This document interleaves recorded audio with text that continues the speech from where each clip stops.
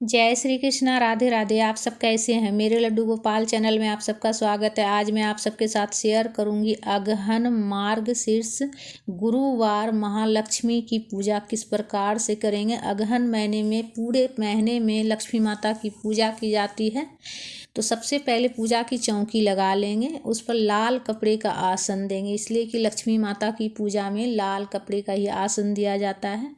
और पुष्प का आसन देकर लक्ष्मी माता की तस्वीर हो या फिर मूर्ति हो, विष्णु भगवान जी के साथ में हो तो विराजित कर लीजिएगा। इसलिए कि गुरुवार दिन विष्णु भगवान की भी पूजा होती है और लक्ष्मी माता की भी पूजा की जाती है। तो अक्षत पुष्प का आसन देकर गणेश जी को भी विराजित कर लेंगे। और अक्षत से मैं अष्टदल कमल बनाऊंगी और दीपक प्रज्वलित करूंगी। घी का ही दीपक प्रज्वलित करें, कोशिश करें। अगर घी ना हो तो आप तिल का भी तेल दीपक प्रज्वलित करने के लिए ले सकते हैं। तो पूरे अगहन महीने में लक्ष्मी माता की पूजा की जाती है फ्रेंड्स। और गुरुवार को गुरुवार दिन को लक्ष्मी माता की पूजा की जाती है, गुरुवार दिन। तो गुरुवार विष्णु भगवान जी का भी दिन होता है। तो अगर लक्ष्मी माता और विष्णु भगवान जी का साथ में पूजा करते हैं तो लक्ष्मी माता ज़्यादा प्रसन्न होती है।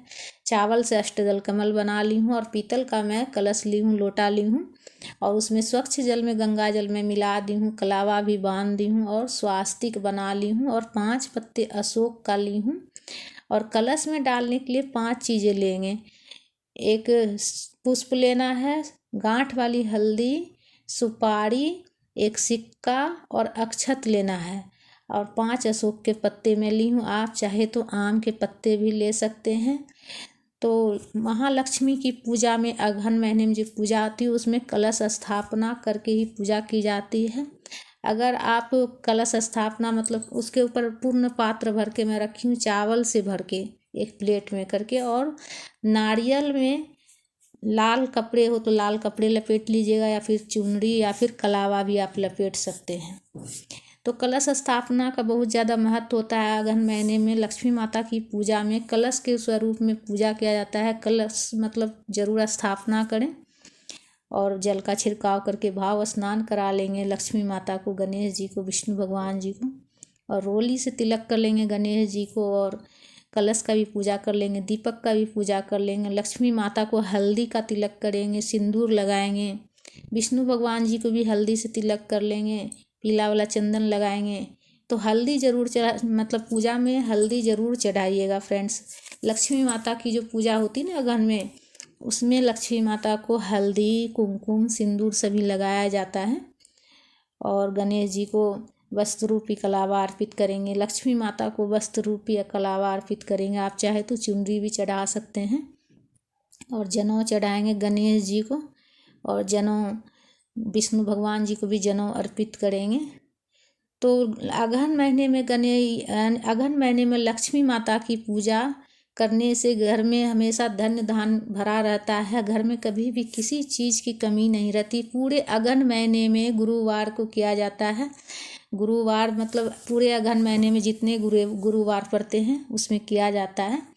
तो बहुत से लोग शुरुआत का गुरुवार का भी कर लेते हैं और एक लास्ट का कर लेते हैं। और बहुत से पूरे महीने में जितने गुरुवार पड़ते हैं सभी गुरुवार का व्रत रखते हैं पूरे 1 महीने तक। तो जो भी पुष्प माला हो, फूल सब चढ़ा लेंगे सभी भगवान जी को।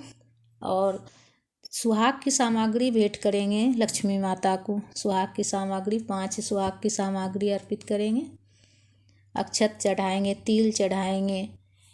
तो अगहन महीने में जो है ना व्रत जो है ना, पूरे दिन आप चाहे तो चाय पानी पीकर एक टाइम आप फलाहार भी कर सकते हैं, या बहुत से लोग एक टाइम जो है ना मीठा भी खा लेते हैं दिन में अपना।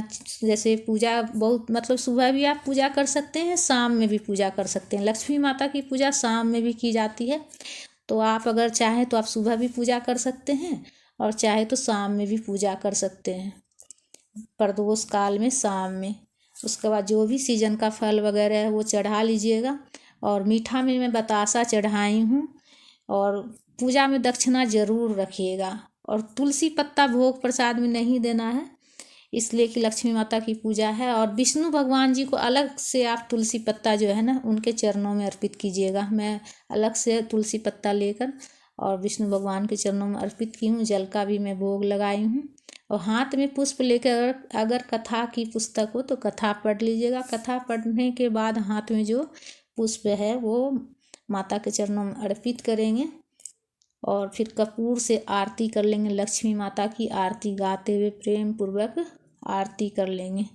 और आरती करने के बाद हाथ में जल लेकर आचमनी जरूर कीजिएगा। आचमनी करने के बाद ही पूजा पूर्ण होती है, तो आचमनी कर लेंगे। उसके बाद हाथ जोड़कर लक्ष्मी माता से प्रार्थना करेंगे, विष्णु भगवान से प्रार्थना करेंगे कि अगर पूजा में कुछ भी गलती हो गया हो तो उसके लिए क्षमा करना माँ, हमारी ये पूजा स्वीकार करना और अपनी दया दृष्टि हमेशा बनाए रखना माँ।